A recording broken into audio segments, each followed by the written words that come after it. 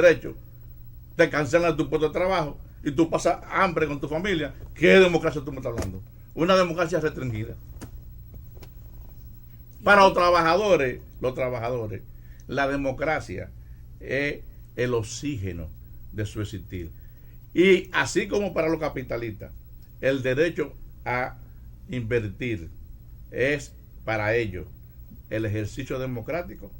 Para nosotros, el ejercicio democrático es el derecho a organizarnos sindicalmente. Y como no existe, pues nosotros decimos que no hay democracia para los trabajadores. Pero aún ha dicho algo más grave, que si tú se lo compruebas a la gente, al país, yo debo creer esto, que usted ha dicho que frente a un contrato bilateral del Estado y el trabajador, o el trabajador con el Estado,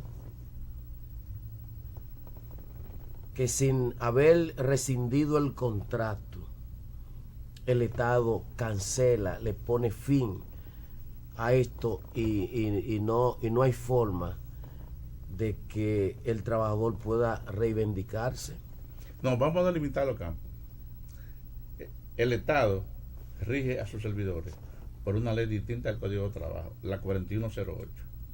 Si quiere, ahorita sobre eso lo abordamos. Contrato de adhesión. Esa ley le otorga a los servidores públicos derecho a organizarse, no a presentar pacto colectivo, que es diferente. O sea, le restringe a los trabajadores el derecho que está consagrado en los convenios 87, 98 y en el convenio 151, que en el país es ley, donde los servidores públicos pueden presentar pacto colectivo, pero en este país eso es cero. Yo lo que le estaba señalando era que no existe libertad sindical en nuestro país por cuanto el empleador del sector privado, conforme el derecho que le otorga el desacio, artículo 75 y siguiente del Código de Trabajo, él tiene la potestad, cuando entienda que hay un movimiento de trabajadores que está conformando un sindicato, de ponerle fin al contrato de trabajo sin alegar causa alguna. Entonces yo le pregunto a usted, esa retranca que se tiene ahí, ¿se puede hablar de ejercicio de libertad sindical? Claro que no. Fíjese, hay 3 centrales sindicales que existen en el país. ¿Y funcionan? Las 3 centrales sindicales... ¿Tienen sindicato? Voy a desarrollar la idea y luego usted me hace la otra pregunta. Esas 3 centrales sindicales, su equipo de dirección permanente, continuo, que es el secretariado, está conformado más o menos por 15 dirigentes. Sumámoslo por 3, 45. El 80% de ese equipo de dirección está en el movimiento sindical porque fueron cancelados sus puestos de trabajo por hacer sindicato. ¿De qué libertad me están hablando? No puede existir un ejercicio democrático cuando a los trabajadores se le corta, se le impide el derecho a organizarse, tan simple como eso. Y no importa que la Constitución de la República lo consagre, el Código de Trabajo lo consagre, los convenios 87, 98, 151, 111, 114 y siguientes. Eso para el empleador, eso es letra buena. 2 preguntas, Antonio Aquino. ¿Hay violación a la normativa laboral y a la Constitución que establecen el derecho a la libertad sindical? Ahora, no hay penalización, no hay sanción contra los empresarios que vulneran la normativa laboral en la República Dominicana, primero. Y segundo, ahí mismo. ¿Y dónde están las centrales sindicales que no pueden doblarle el brazo a un empresario y cuando sí le doblaron el brazo a Joaquín Balaguer? Son situaciones, lo dije al inicio, diferentes en el comportamiento de la sociedad. Con Joaquín Balaguer había una confrontación abierta de todo un pueblo pidiendo libertad y el movimiento sindical en ese momento se pasó de lo que es la misión y llegó a demandar acciones de beneficio, de ejercicio de libertad sindical, porque los trabajadores nos fuimos a la calle en medio y rebasamos lo que fue el papel que jugó la oposición en este entonces. En relación a cuál es la sanción que se le impone a los empresarios cuando cancelan a un trabajador, es un pago de prestaciones muy ínfimas, porque un empresario prefiere liquidarle a un trabajador, ponerle fin al contrato de trabajo y pagarle unas prestaciones laborales de 100,000, 200,000, 300,000 pesos, y no dejar que ese trabajador organice un sindicato. Y hay empresas que son violadoras continuas del ejercicio de libertad sindical. Hay una empresa que se llama Frito Lay Dominicana S.A., que esa empresa, no hay un mes, oigan bien, no hay un mes que no te demandaba en los tribunales por violar la libertad sindical. Entonces yo le pregunto a usted, ¿podríamos hablar de un ejercicio democrático a los trabajadores? Claro que no. No importa el dispositivo que se tengan en el código, en la constitución y en los convenios. La patronal dice que no. Y en nuestra democracia restringida, ¿quiénes son los que hacen la ley? ¿Quiénes son los que imponen su voluntad? ¿Quiénes son los que mandan? Los que tienen el dinero. ¿Quién tiene el dinero? Los empresarios. El otro día me molesté con el Nacional. Radamés como Pepín dice, el movimiento sindical endeble, el movimiento sindical encleque.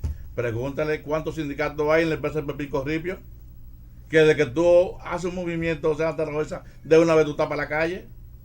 Es una situación que no se puede decir que hay democracia en el país. Entonces aquí hay una de dos. Hay una debilidad del movimiento sindical, quizá producto de la falta de libertad sindical. Claro. Tendríamos muy pocos sindicatos, claro, y muy poca fuerza sindical para movilizar en reclamo de ampliación de libertad y de reclamos salariales y mejores condiciones laborales. Por eso el problema de la seguridad social aquí, que es un desorden, porque no tiene una cobertura adecuada. Pero entonces, aquí no. El Ministerio de Trabajo, ¿qué hace? La OIT, que es la Organización Internacional del Trabajo, no interviene en términos de mediación o de presión cuando en un país determinado, como el caso nuestro, que somos signatarios de una cantidad de convenios. ¿Qué pasa? Sí. Lo primero es lo siguiente. La OIT es un organismo de las Naciones Unidas, pero no tiene cascos azules, no tiene soldados para imponer cumplimiento de los convenios. Y la mayoría de sus acciones son de corte morales y de recomendaciones. Ella cumple su papel en dirección de llamar la atención a los distintos estados signatarios de los convenios para que lo ejecuten en función de garantizar la libertad sindical de los trabajadores. Por ejemplo, en esta asamblea de junio pasado, el Estado Dominicano iba a ser condenado, naturalmente, moralmente, ¿no?, por violación al convenio 111. ¿Qué establece el convenio 111? Que no puede haber ningún tipo de restricción con los trabajadores extranjeros, ni discriminación, en tanto cuanto labor realizan y salarios perciben. ¿Y qué hicieron los delegados estatales y empresariales? Unían esfuerzos y bajo un tecnicismo legal relegaron el conocimiento del caso para el próximo año. En la Secretaría de Trabajo, el cuerpo inspectivo, y lo digo responsablemente, de la Secretaría de Trabajo, no juega la función para la cual son designados y se crearon. La gran mayoría, hay honrosas excepciones, circunscriben su papel a un cronista social. El trabajador pone una queja, una querella de que se está violentando su derecho, de que no se le está pagando el salario correspondiente, de que no existe higiene y seguridad en el puesto de trabajo. El cronista social, el inspector, debe de ir, conforme manda el Código de Trabajo, a verificar si eso es cierto y levantarle un acta de infracción y someter a ese empleador. ¿Sabe lo que hace?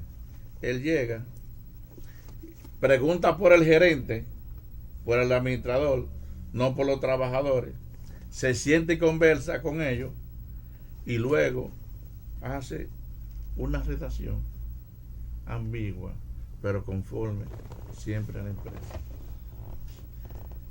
Él se coloca imparcial, como un cronista social, y no demanda a ese señor el cumplimiento que tiene que hacer con la ley y las normas laborales. Entonces, ante esa situación, hay un desamparo manifiesto de parte de nosotros los trabajadores. Ahora, eso no es óbice para que nos mantengamos siempre en pie de lucha, trabajando, organizando, educando y reivindicando a los trabajadores. Aquino, con el nivel salarial o con los niveles salariales que hay en la República Dominicana, ¿cómo pueden estarse quietas las centrales sindicales?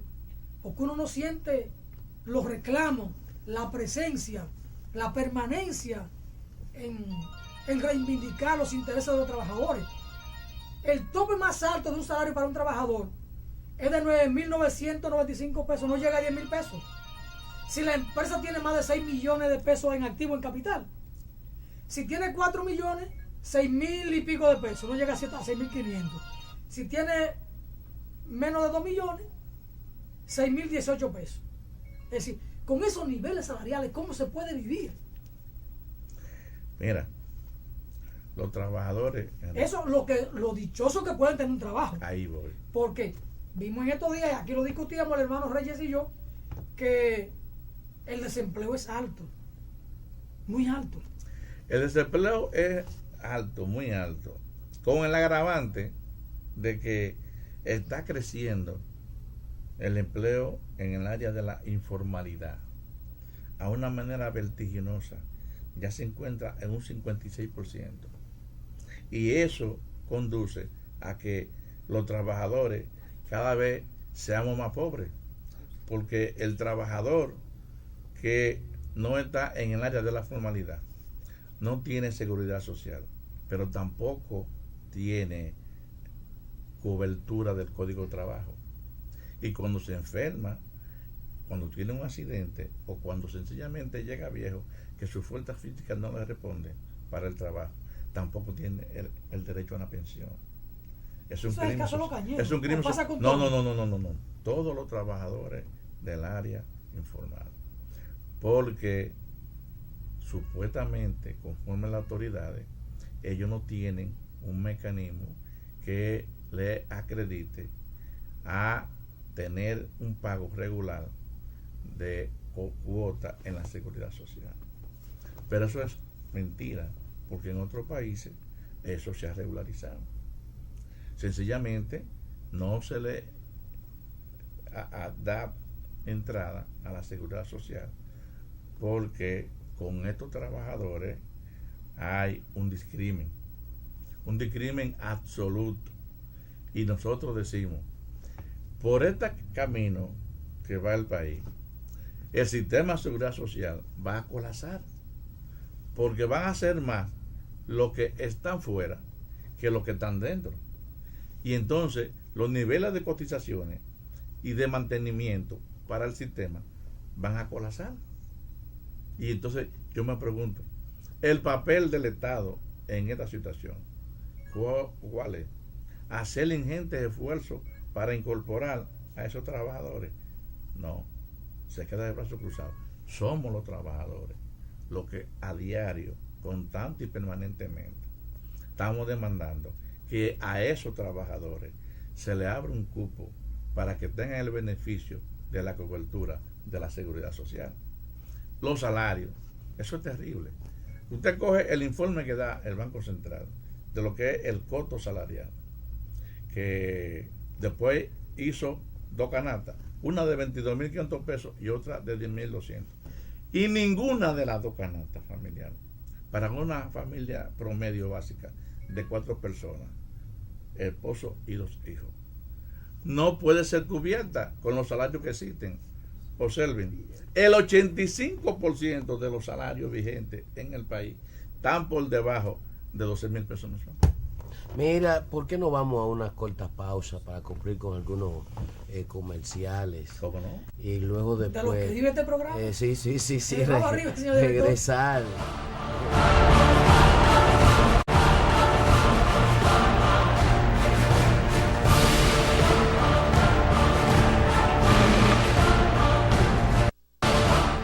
Seguimos conversando con Antonio Aquino, un dirigente sindical de mucha experiencia, de una larga data en la vida sindical. Según describe Antonio Aquino, un poco también lo planteó aquí Ramón Nolasco, el cuadro de la actividad sindical en la República Dominicana es difícil, y el tema del desempleo y los empleos de muy mala calidad o de bajos ingresos, es decir, el trabajador dominicano está compelido a sobrevivir haciendo malabarismo. No solo son los guardias y los policías, que igual son trabajadores, sino todos. Porque cuando vemos la escala salarial establecida en el país, es sumamente difícil. Menos de 10,000 pesos, 6,000 y pico y 6,000 y algo, en función del capital que tenga la empresa. Esto es difícil. Pero Antonio, en América Latina, esta es una constante, o hay algún país en América Latina que sea la excepción y que los trabajadores tengan otras condiciones en términos de libertad sindical, de nivel salarial, de condiciones higiénicas del trabajo, de la seguridad social. ¿Cuál es el cuadro en América Latina?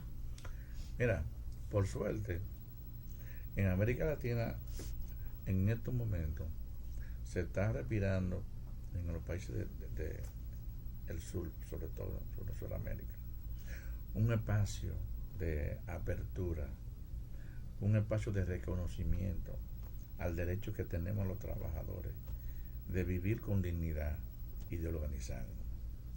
Ahí están los casos de Lula, el caso de Chávez, el caso de nuestro hermano Evo Morales, que los trabajadores, tú haces una comparación en lo que es su situación económica, social en estos momentos, está muy diferenciada de lo que era antes de entrar estos gobiernos de identificación con los intereses de los trabajadores. Por ejemplo, para ponerte un caso, Lula consiguió, le garantizó en 8 años que tuvo de gestión gubernamental a los trabajadores su demanda más apreciada de seguridad en el trabajo, libertad sindical y aumento salarial.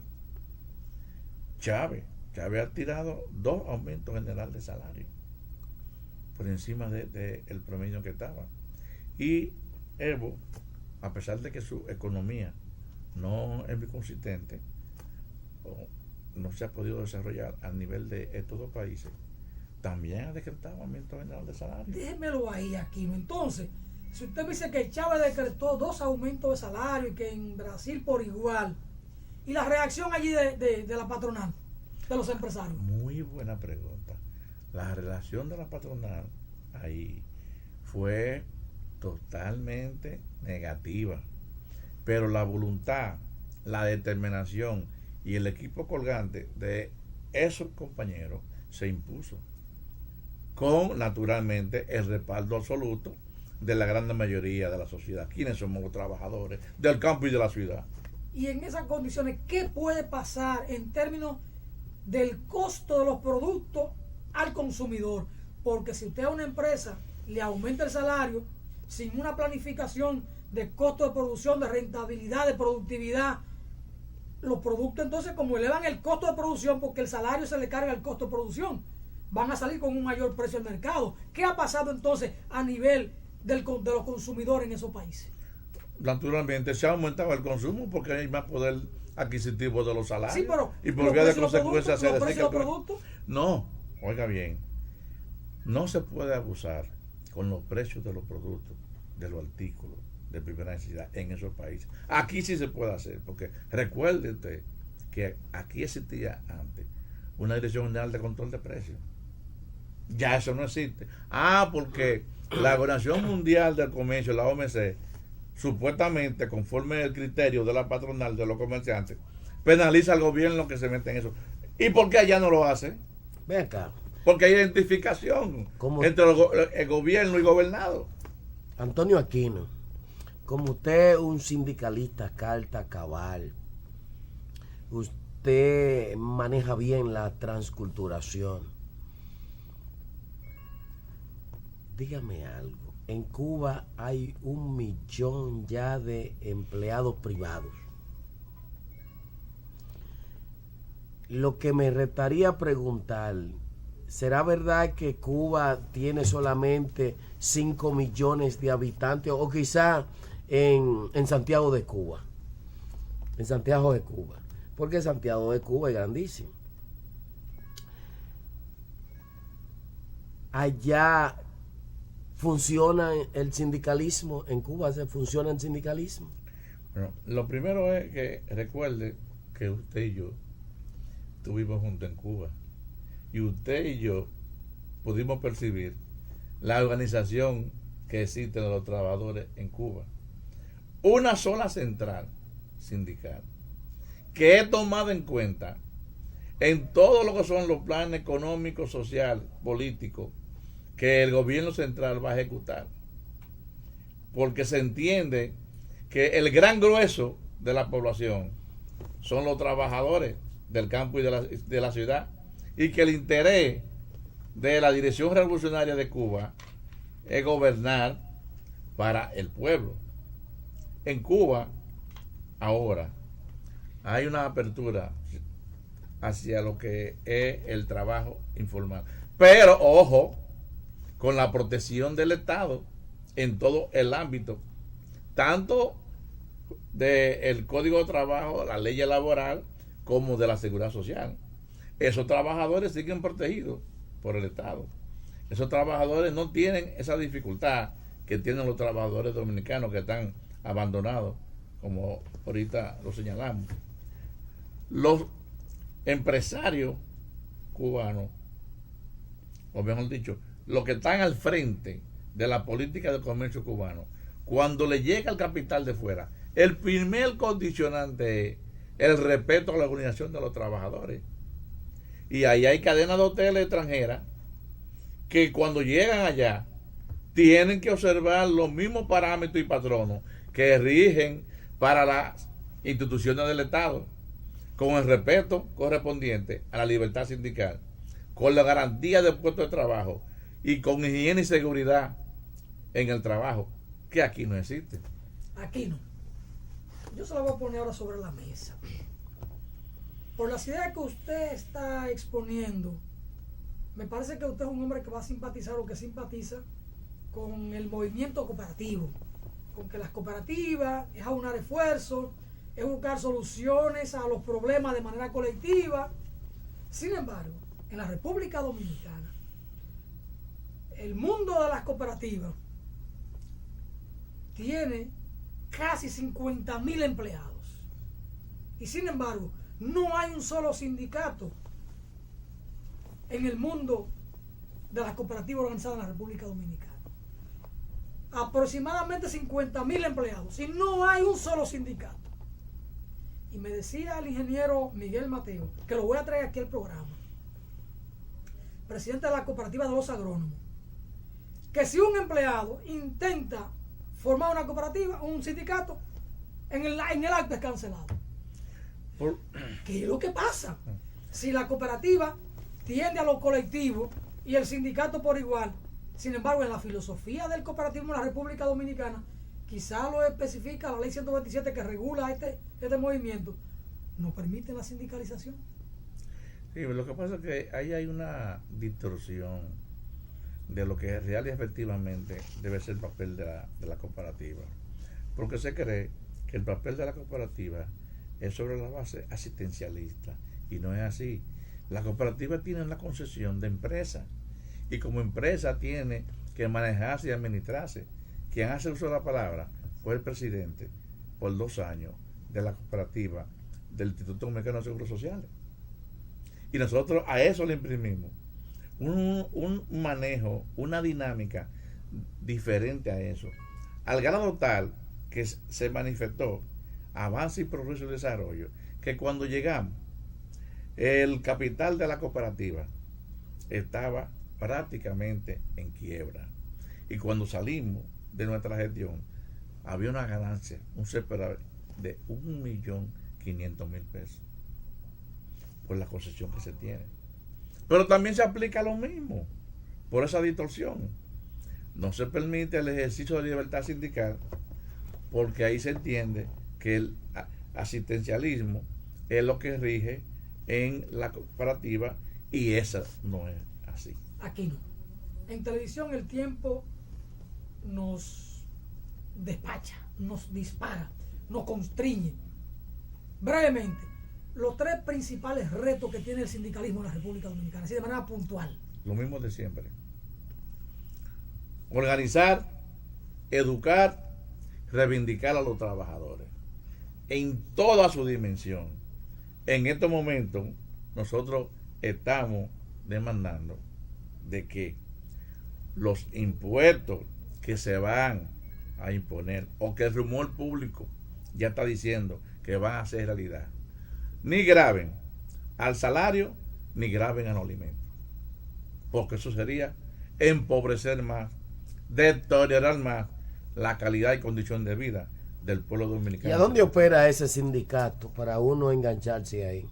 Bueno, eso es fácil. Si usted va a Confederación Nacional de Unidad Sindical, CEN, Juan Erazo, 14, usted va ahí a tener el calor de más de 500.000 trabajadores organizados que están dispuestos a echar la calle. Trabajando para el pueblo. Y los pobres cañeros. ¿Y por qué? No, que los cañeros reciben nuestra solidaridad. Nosotros al presidente saliente le hicimos una exposición, le hicimos una marcha, le hicimos un piquete, visitamos el Congreso, visitamos el Palacio Nacional, le entregamos un documento demandando que atienda a los cañeros y también a los portuarios, porque son hombres que hoy están prácticamente en la miseria, abandonados jurídicamente y económicamente, y el gobierno tiene la responsabilidad de asistirlo, porque generaron la riqueza para que el país esté en el grado de desarrollo que hoy se encuentra. Ya que nos vamos, ¿y ustedes visitan a la familia de Barbarín Mujica? Claro que sí. El año pasado, en ocasión de la muerte de Barbarín, invitamos a la familia para que nos acompañara al cementerio en un tributo que le hicimos al recordado Barbarín Mujica. Lo mismo hacemos con el compañero Julio de Peñaverde, que por cierto, el 17 de este mes cumple 25 años de fallecido. Caray, como pasa el tiempo. Bueno. Bueno, una interesante conversación con el dirigente sindical Antonio Aquino. Para nosotros una satisfacción tenerlo. A ustedes muchas gracias por darnos siempre el favor de su atención. Mañana, en el ombligo de la semana, tenemos aquí al embajador de Cuba, a don Alexis Bandrix Vega. Hasta mañana. Bandrix, sigan con los Fanáticos del Sanedrín.